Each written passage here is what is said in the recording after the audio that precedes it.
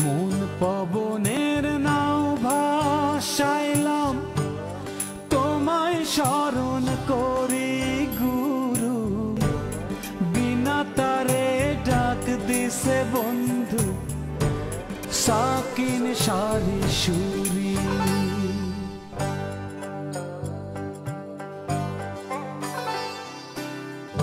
নাও ছুটে যায় নাওয়ের মনে বৈশা ভাবে দাড়ি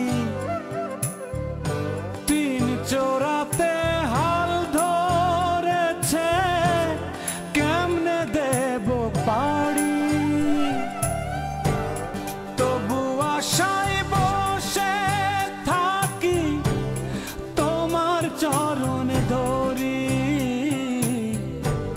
বিনা তারে ডাক দিছে বন্ধু সাকিন সারি সুরি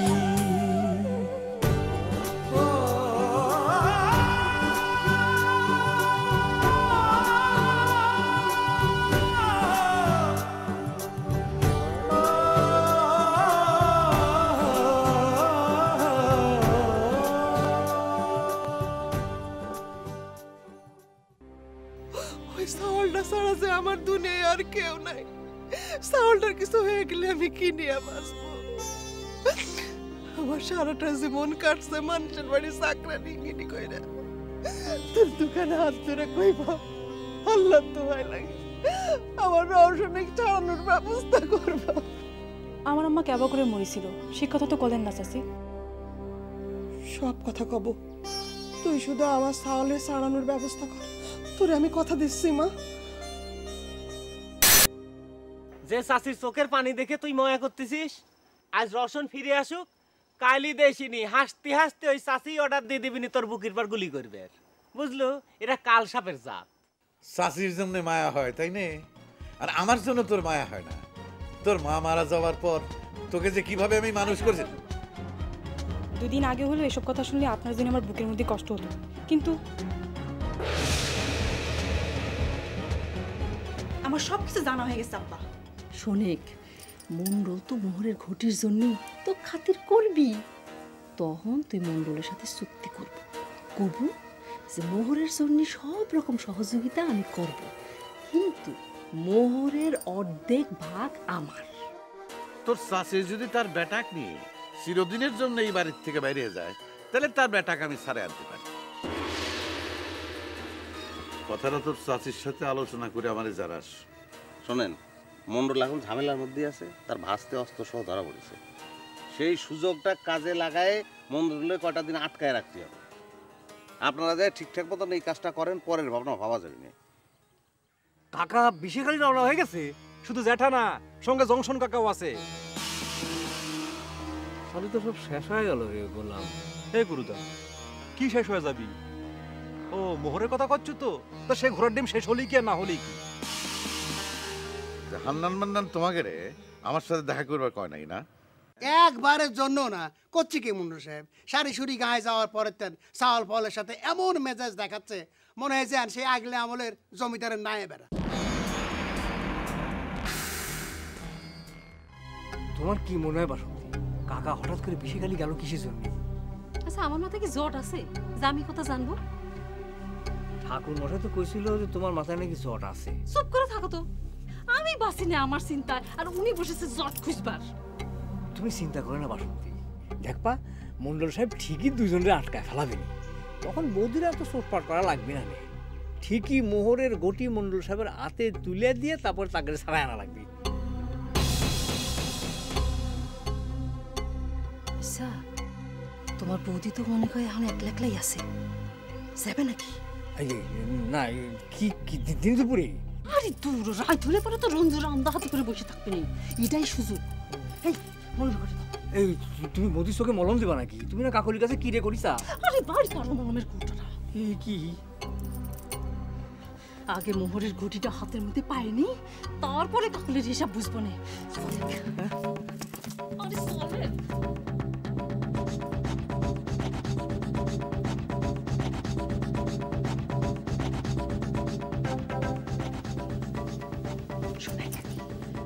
ঘরের মধ্যে যায়া তোর বৌদির চোখে মলম দেব, এই ভাগে তুই কাম সেরে ফেলাবে। আরে শিক্ষক দিনের পরে যদি রঞ্জু চলে আসে, চিক করে হাত মিটাই দেবো না, মুখের মধ্যে কাপড় গুছে দেবো।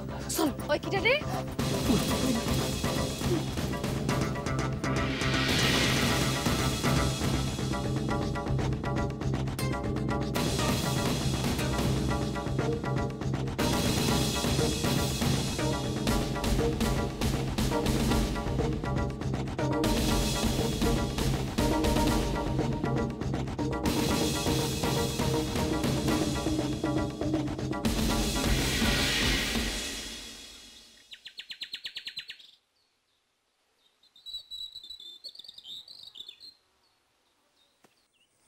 কি হলে তারা বললো কি কামে?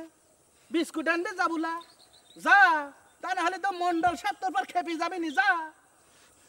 বিস্কুট আমি ওই দুই বুড়ের পিটির পর ভাঙবো। শালা কিরম সিটার একবার ভাবিছিস? আমি ভাববো কি, তুই ভেবে দেখ যে শালা একটা জীবিত মানুষ কিরম করে মরা মানুষকে চলাইছিলি। আর মন্ডল সাহেব তো ওইরে কথাই শুনতেছে, আমার এই কথার কোনো পাত্তাই দিচ্ছে না। এ শালা গাদা নাকি রে? মন্ডল উইরে কথা শুনবিলা? মোহর আছে না, মোহরের টানে ওইরকম করতেছে। আচ্ছা খালাতো ভাই, আমরা দুইজন মিলে যে এত বড় একটা চ্যালেঞ্জ দিয়ে আসলাম, তারপরেও এই দুই শালার বুড়িয়ে হঠাৎ করে বিষেখালি হাজির হলে কোন সাহসে? আবার তো শালা মাথায় ঢুকতেছে না। আমার মাথায় কিছু খেলতেছে না খালাতো ভাই, তুই চুপ করে তো, চুপ কর। আচ্ছা হানু, আগের কথা বাদ দে তো। এই শালার দুই বুড়ে যখন আসেই পড়েছে, ওরা আর ফেরত যাবে, দেওয়া যাবি না। জ্যাম্বা করেই হোক ওই শালার দরকার হলে বেঁধে রেখে প্রমাণ করা লাগবে যে আমরা যা কইছি তাই ঠিক। এ তুই বাইকবের চালি কি বাইকবের পারবো নি? ওই মন্ডল সাহেব কি কয় সেটি শুনবো না? আচ্ছা আয়। চল। তাহলে তোমরা তো স্বীকার করতে চাও যে মোহর তোমাদের গায়ে পাওয়া গেছে। সত্যি কথা আপনার কাছে অস্বীকার করবো কিসের জন্য মন্ডল সাহেব? কিন্তু তালি যে হান্নান মান্নান করলো যে তোমাদের গায়ের সওয়াল পাউলটা নাকি রামদাবি দিয়ে ভয় দেখাইছে, সে কথাই তো কইতেছিলাম মন্ডল সাহেব। চিন্তা করে দেখেন, আপনার এখানে এসে শুনলাম যে আপনি তাকে পাঠাইছেন আমাক আর সাধনেক আপনার সাথে দেখা করবার কথা কয়ে, অথচ তারা সারিসুরি গায়ে যায় এক মারতিছে, কয় যে তুই পকেট মারিছো, ও এক ধরতিছে, কয় তুই ভূতের ভয় দেখাইছো। আসল কথার কথাই নাই। আপনি কন হঠাৎ করে যায় আমি যা দেখায়, কেউ যদি কয় মোহরের ঘটি এখনই যায় মন্ডলের কাছে দিয়ায়, তাহলে কি সাল পালে রাগ হবি নি? আমাদের মতো মুরব্বীও তুই তুকারি করলি, তাকারে রাগ হয় না খন? তাছাড়া হুন্ডা খান লিয়ে এর আগে এত বড় একটা কাণ্ড ঘটে গেল, সে কথা তো ভাবা লাগে কন? না যা হবার তা হয়ে গেছে, সেসব কথা বাদ দাও। এখন আসল কথা বলো যে এই মোহর খান নিয়ে কি চিন্তা ভাবনা করতে চাও? আমরা কি চিন্তা করব, আপনি যা করবেন তাই হবে। এই সাধনের ছাওয়ালটা মারা গেল, ওর বিধবা স্ত্রীকে ঈশ্বর কৃপা করে একটা জিনিস দিছে, আপনি বিবেচনা করবেন, এছাড়া আপনার কাছে কি চাওয়ার আছে? আমার বিবেচনায় কি তোমাকে মন ভরবে? হ্যাঁ রুইতন, হুন্ডার টাকাটা রাগ করে নিলেই না, যদিও টাকাটা আমার হাতে ধরাই আছে। একবার কি হয়েছে না হয়েছে সেটা আর এখন মনে রাখবেন না মন্ডল সাহেব। তাছাড়া মোহর দিয়ে আমরা কি করব? বেশিই তো খাওয়া লাগবে, আমরা বেশ পেরে গেলে খাওয়া ভেজাল হতে পারে। তোমরা যখন নিজেরাই বুঝে গেছো, আমি আর কোনো কথা কব না সাধন। তোমরা আমাকে দেখো, আমি তোমাকে দেখবো, ব্যাস কথা ফাইনাল। এই হান্নান মান্নান আসছে না কেন? চলো এক কাজ করি, আমরা হাটের উপর যাই, ওই বিস্কুটের সাথে একটু চা মিষ্টিও খাওয়া যাবে না। চলো।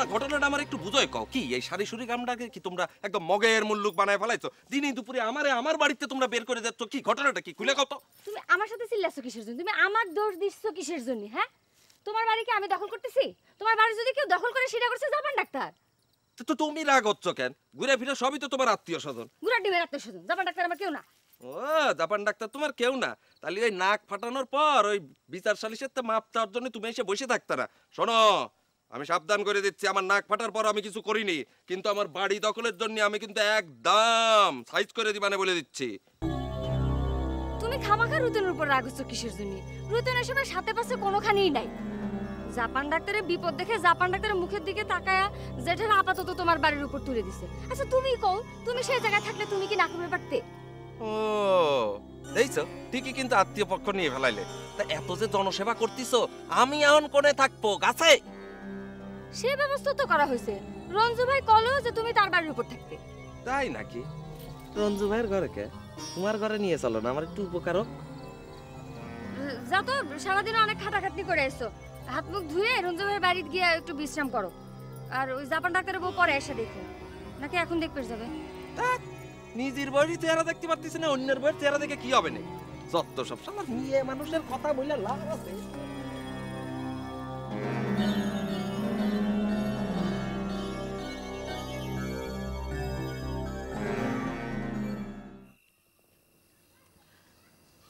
রাত হয়ে গেল বাবা তো এখনো ফিরলো না কোনো বিপদ হইলো না তো ভাই আমিও কিছু বুঝতে পারতেছি না এই রুইতুম যে কি জন্য জ্যাঠারে মন্ডলের কাছে পাঠালো বুইরে মানুষ তাগারে যদি মন্ডল আটকায় রাখে তালি পরে তো আরেক বিপদ হবিনি খোঁজ পাওয়া তো মুশকিল হয়ে যাবি আগে ভাগে এত দুশ্চিন্তা করো না দিদি মন্ডল আটকা রাখলে পরে এখন খবর আসে পড়তো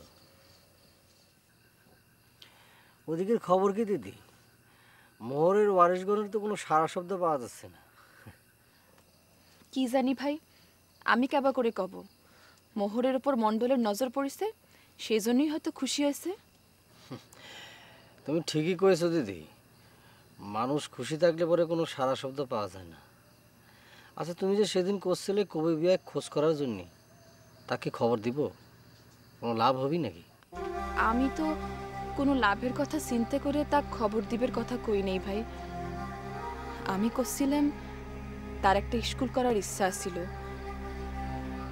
তার দেখা পেলে আমি অবশ্য আরো একটা কাম করতাম তার খুব শখ একটা কবিতার বই ছাপান্নের ওই মোহর বেচা টাকা দিয়ে আমি একটা বই ছাপান্নের ব্যবস্থা করতাম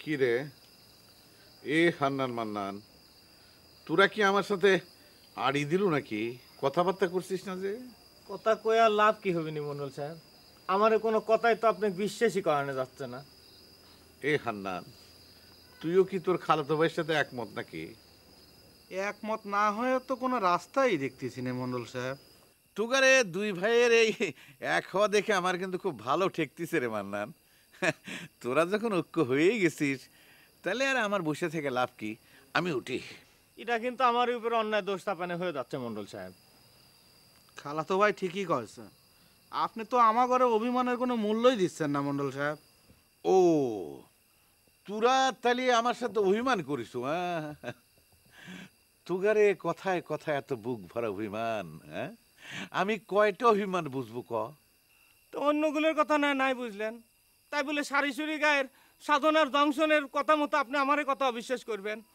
এই দুঃখ ভুলার তো আমরা কোনো পথই পাচ্ছি না মন্ডল সাহেব বাদ দে রে মান্নান ওই সারিসুরির ব্যাপারে আপাতত তুগারের সাথে আমি কোনো কথা কবার চাচ্ছি না দেখলেন তো মন্ডল সাহেব আপনি আমার ঘরে কথার কতটুকু মূল্য দিচ্ছেন সেটাই প্রমাণ হয়ে গেল সে কথা থাকবে আমি একটা কথা কই ওই সারিসুরি গ্রামের ওই সাধনার জনসনের কথা বিশ্বাস করে আপনাগুলো ওই খারাপ লোকজনের ফাঁদে পাও দিবে যাচ্ছেন কয়ে দিলাম খালাতো ভাই কলম একদম ন্যায্য কথা কইছে আমিও আশ্চর্য হয়ে যাচ্ছি যে আমরা এত করে আপনি করছি ওরা কইলে আপনি বিলাপ মারতেছে মিথ্যা কথা করছে আপনি তো আমার কথা কানে তুলতেই চান না উল্টে যায় কি করলেন তার সাথে বসে চা বিস্কুট খেলেন হ্যাঁ তুগারে অভিমানের কথা শেষ হয়েছে রে হান্নান মান্না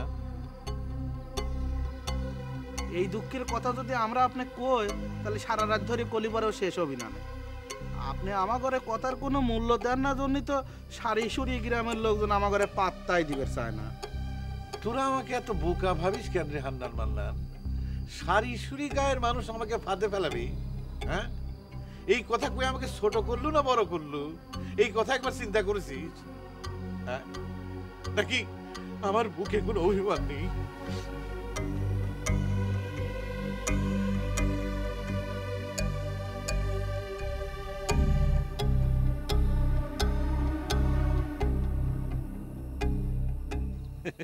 এ গুরুদা, তুই তো রাত করে বাইরে হয়ে আসলু, বৌদি রাগ করবি না?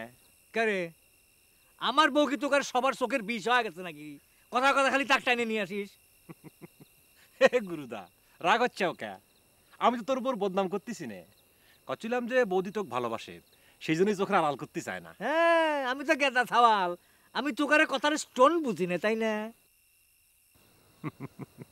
সত্যি করে কচ্ছি গুরুদা, তোর আর বাসন্তী বৌদির মধ্যে ভালোবাসা দেখলি আমার প্রায় মনে হয় আমার বউ যদি আমাকে এরকম শাসন করতো। কারে আমি কি কইছি যে আমার বউ আমাকে শাসন করে? তাই যদি হইতো তাহলে এই শীতের মধ্যেই নিজে না গায়ে দিয়ে এই যে চাদর খেন গেদা ছাওয়ালের মতো জোর করে আমার গায়ে জড়াই দিত না, বুঝেছিস? তাহলে তো মায়ের কাম করে দিছে। আমি আসলাম তোর সাথে পরামর্শ করার জন্য, আর তুই আমার ভাবখানি ছুটে দিলি। এ গুরুদা, রাগ হচ্ছে ওকে? বিশ্বাস করো, আমি মনের আনন্দেই কথাগুলো করছিলাম, আমি কোনো টেনশন করে তোমার বউয়ের বদনাম করতেছি না। মনে করো যে মানে আমি তোমাকে কি করে বোঝাবো, আমি যে কি প্রকার ভালো লাগার মধ্যে আছি তা তোমাকে ভাষায় প্রকাশ করতে পারবো না। এ গুরুদা, কি পরামর্শ করবে চাচ্ছিলে? আচ্ছা, এই খালাতো ভাই মন্ডল সাহেব কি মনে দুঃখ পাই গেল নাকি রে? আমার এই কথার মধ্যে কি কোনো ভুল টুল ছিল? তোর কি মনে হয়? সে কথা এখন উঠতেছে কি জন্য? সব ঘটনা সব কথাবার্তা তো দুইজনের সামনেই হয়েছে, আর তুই নিজে বুঝিস নি তুই কোনো অন্যায় করছিস কিনা। এত মিজাজ দেখাস কি জন্য সবসময়? মন্ডল সাহেব মন খারাপ করে চলে গেল তাই কথাটা মনে হচ্ছিল। মন্ডল সাহেব চলে যাওয়ার পর তেন বুঝলু আমার মনের মধ্যে খালি খসখস খসখস খসখস করতেছে। তাই নাকি? তাহলে যাও মন্ডল সাহেবের পাও দুই কিন ধরি মাপসায় আসে, তাহলে তোর মনের মধ্যে সব খসখসানি কমে যাবে। তুই সবসময় তো মিজাজ দেখাস কিসের জন্য? হ্যাঁ, তোর সাথে কোনো আলোচনাই করা যাবে না, তাই না? অপমান তুই একা হয়েছিস খালি, তাই না? আর কেউ হয় নাই। হান্নান, ও বাবা হান্নান, এদিকে একটু আয় তো।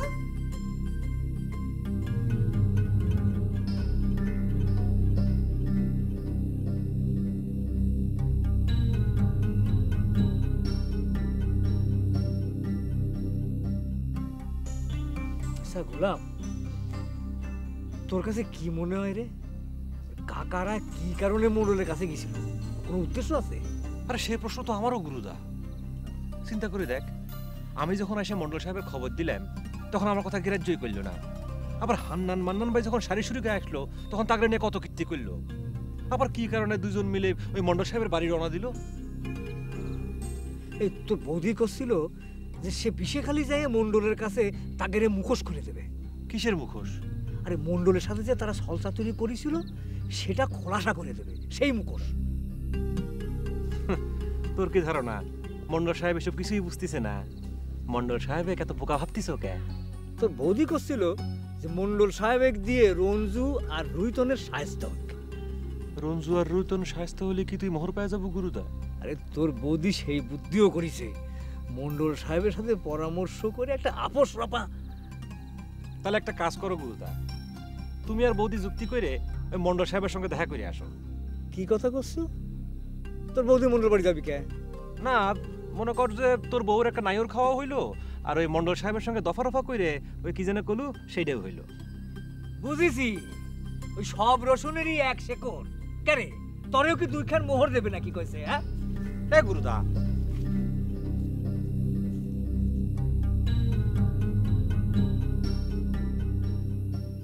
এতক্ষণ এই কথা খুঁজছিস? হ্যাঁ, তো ডাইকে জিজ্ঞেস না করলে তো এই কথা কইতিস না। বিশেষ করেন চাচা, আমি আপনার কাঁদা কাটি শুনে মন্ডল সাহেবের কাছে কইছিলাম, মন্ডল সাহেব সব কথা শুনি সে আমার উপরে কেঁপে গেল।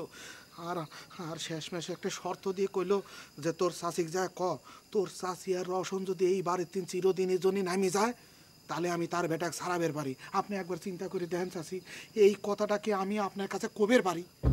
তোকে তোকের মন্ডল কি মনে করেছে হাতি নদে পড়েছে না? একদিন কাইন্দে কেটে কথা কইছি অমনি যাইছে তাই শর্ত জুড়ে দেবে। আমি আর কি কব চাচি, আপনি তো মনে করছিলেন যে আমরা কলি মন্ডল সাহেব রওশনে ছাড়াই আনবি, এখন দেখেন আমার ঘরে কোনো কথার মূল্যই নেই মন্ডল সাহেবের কাছে। তোকের মন্ডল কি মনে করেছে? কি মনে করেছে আমার বেটাকে ছাড়াবার কেউ নাই? হ্যাঁ আন্দাম শোন, তোকে আমার সাথে যাইতে হবে। আমি নিজে থানায় যাবো, দরকার হলে আমি পাবনা যাবো। চাচি চাচি আমি এডি পারবো না চাচি, আর মন্ডল সাহেব এডি মানি নিতে পারবি না। আপনি তো জানেন চাচি আমি মন্ডল সাহেবের নুন খাই চাচি, আপনি আমাকে মাফ করে দেন। ওরে আমার নুনের দাম দেনে ওলা রে। মনে রাখিস এই দিন শেষ দিন না, আরো দিন আছে। এই দিনের নিয়ে যাবো সেই দিনেরও কাছে।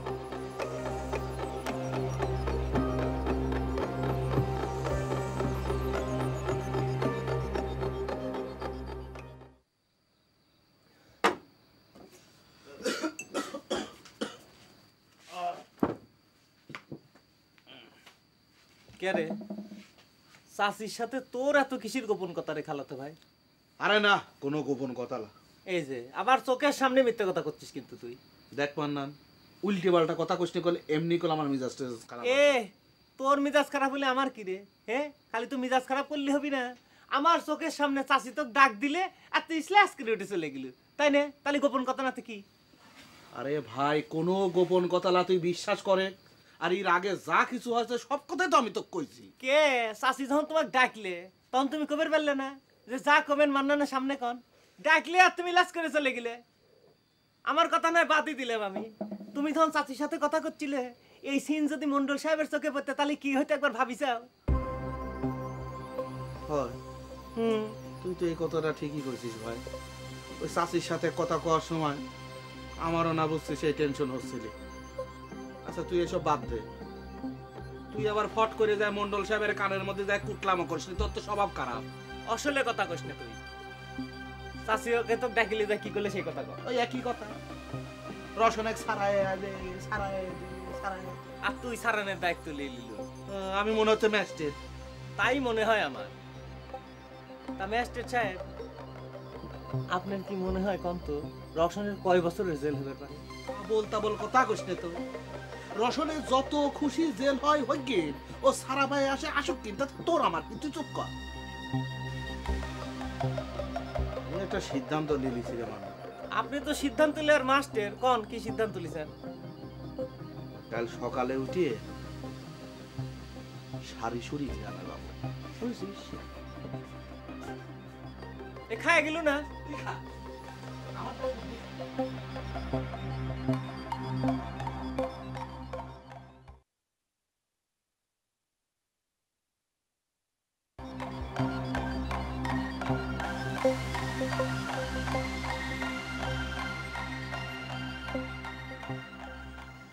আমি যে একটা মানুষ খাড়ায় আছি, গেরাজ দই হচ্ছে না মনে হচ্ছে।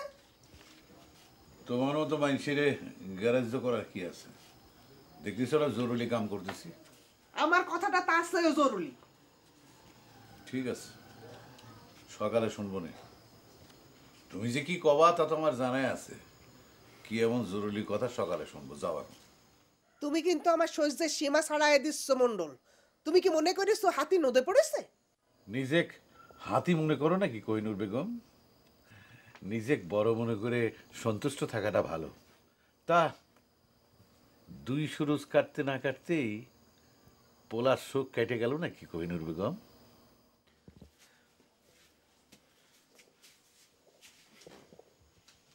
তুমি বাসে থাকতে শোক কাটার সুযোগ আছে কোনো আমার? যাগে এইসব নিয়ে আমি কথা কইতে চাই না। সেই ভালো। হান্নানে কি কয়েছো তুমি? হান্নান কয় নাই? কয়েছে বলি তো জিজ্ঞেস করতেছি। আমার জিজ্ঞেস করার দরকার কি? হান্নান তো মনে কয় মিথ্যা কথা কয় নাই। তুমি কিরম করে মনে করলে যে তুমি কইলেই আমি এই বাড়ির থেকে নামে যাব? আমার তো ভাবা ভাবির কোনো দরকার নাই। তুমি বাড়িতে থাকো, ভাত রাঁধো, আর তোমার পোলা জেল খাটুক, আমার তো কোনো সমস্যা হচ্ছে না। এত খারাপ মন্ডল, তোমারও তো একটা সন্তান আছে, তোমার একবারও তার কথা মনে হয় না? মনে হয় জন্যই তো তোমাকে আর তোমার বেটা এই ভিটার থেকে বিদায় করবার চাই। তুমি কি মনে করেছো তুমি আমাকে বিদায় করে নিশ্চিন্ত থাকবা? সে সুযোগ আমি দিব না। তোমার সব কুকীর্তির কথা তোমার বেটিকে আমি কইয়া দেব। যত টাকা লাগুক আমার বেটাক ছাড়াই আনে, তাক দিয়ে তোমার ভুড়ি ফাটাবো। তারপর দরকার হলে মা বেটা দুজনে আমরা একসাথে ফাঁসিতে ঝুলবো কয়া দিলাম।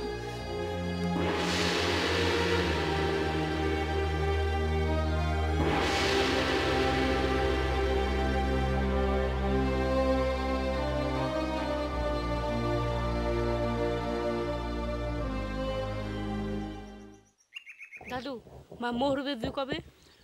আবার তুই মোহরের কথা মুখে নিচ্ছ? তুই গাদা সবাল, তোর এসব নিয়ে এত চিন্তা করা লাগবে কেন রবিদাস? দাদু চিন্তা তো করতেছেন না, তবু চিন্তা। আর দাদু তুমি কও মোহর গুটি মাটি নিচে রেখে পাহাড়ে যা কি লাভ হয়? তাহলে কি করা লাগবে তুই ক। না মানে করছিলাম কি মোহর বছর টাকা দিয়া ওই চাটমো বাজে যায় করে মিষ্টি খাইতাম। মায়ের কাছে কই ওই গোল্লা তোর পিঠের পরে পড়বি নি, দেখবো নি। ও কাকা, হ্যাঁ বিশেখালিতে কখন আইছিলে? একটু রাইত হয়েছিল, আসার সময় জনসন আমার চাটমোহর বাজারে নিয়ে গেল, সেই জন্যই দেরি হয়ে গেছিল। তো হঠাৎ জংশন কাকার চাটমোহর যাওয়া লাগলো কে? আমরা তো চিন্তায় পড়ে গেছিলাম। এ রবিদাস, তুই বাড়ি যা তো, দাদুর সাথে কথা আছে। হ্যাঁ কাকা, সত্যি করে কও তো, তুই মন্ডলের বাড়ি কি জন্য গেছিলে? এই কথা কওয়ার জন্য রবিদাসে চলে যাবার কলু গুরুদাস। তুমি বুঝা পারতিস না, গেদা শহরের সামনে এই সমস্ত কথা করি তো মানুষের কানে চলে যায়। করে না, বিশেখালি কি জন্য গেছিলে? আরে কি জন্য গেছিলাম আবার, দেখতেছো না মন্ডল একের পর এক খবর দিচ্ছে দেখা করার জন্য। তোমরা বিশেখালি গেছাও, এই কথা শোনার পর তো তোমার বৌমা চিন্তায় অস্থির, বুঝতে পারিস? সে কষ্টে যে এই সময় যদি কাকা ওইখানে যায় আর যদি তাকে আটকায় রাখে যে বিপদ হবেন না। ভগবানের আশীর্বাদে বিপদ যে হয় নাই, বৌমা তো সেটা দেখলে, তাই না? এখন তো তার দুশ্চিন্তের কিছু নাই। ঠিক হ্যাঁ না, মানে করছিলাম কি যে ওই মানে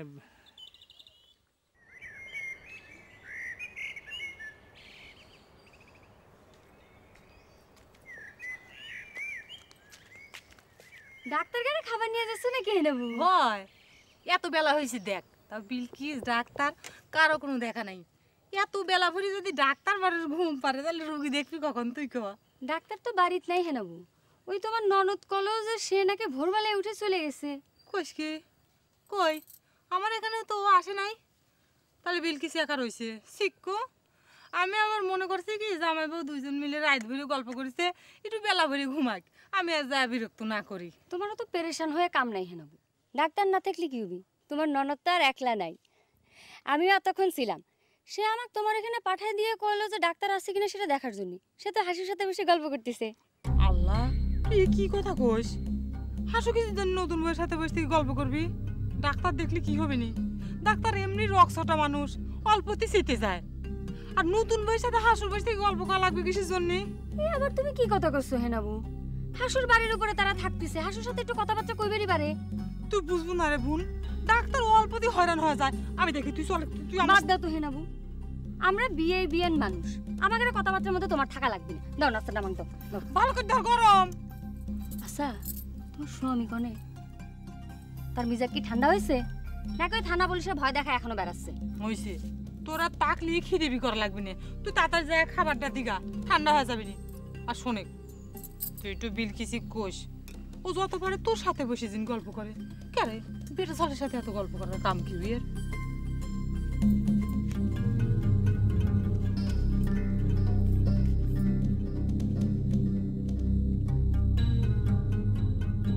কথাটা আমার কাছে করলি কি হয় কাকা? বারবার একই কথা করছো গে, কি কথা কব? করছি যে মন্ডল সাহেব তোমার কি কলো? তেমন কিছু না, এমনি অনেকদিন দেখা সাক্ষাৎ নাই। আবার তুমি মিথ্যা কথা করছো? দুদিন পর তো যাবা খড়ির তলে, তাও তোমার মিথ্যা কথা কওয়া লাগবে। আমি যে মিথ্যা কথা করছি সে কথা তুই এত নিশ্চিত হলো কেবা করি রে গুরুদাস? অবশ্যই নিশ্চিত হয়েছি, কারণ আমি তো জানি যে মন্ডল সাহেব কি জন্য তোমাকে যাবার কইছিল। মন্ডল সাহেব তো তোমাকে সাথে নিয়ে চা বিস্কুট খাওয়ার লোক না। সবই তো জানিস, তাহলে খামাখা আমাক জিজ্ঞেস করবার আইসো কে? আরে জিজ্ঞেস করতেছি যে তোমার মোহরের কথা কি করলো সেইটা জানার জন্য। আর তুমি যে রুইজনের কথা মতো মন্ডল সাহেবের সঙ্গে দেখা করবার গেছাও, এই কামটা তো ঠিক করো নাই। তোমাকে যদি আটকায় রেখে কত যে মোহরের গটিটা দিয়ে তারপর ছাড়াই নিয়ে যা, তখন কি হতো? তোর আর তোর বউর জন্য তো মনে হয় ভালোই হতো। এক কাম কর, মন্ডল সাহেব তো বুদ্ধিটা পায় নাই, তুই যে তার বুদ্ধিটা দিয়ে আসে গা। হ্যাঁ, যাবো তো, যাবো, অবশ্যই যাবো। মন্ডল সাহেবের সব কথা জানায় দেবো। খুব আতির পাশ পাও দেখি যাও, তাই না? মনে করি যাও যে রুইতন তোমাকে বাঁচাবি, খুব বাঁচাবি। পথ চেনা নাই, ঘাট চেনা নাই, নাই কোপারের কড়ি, অবেলাতে ভিড়ল তরি, এখন কি যে করি, তবু আশায় বসে থাকি, তোমার চরণে ধরি,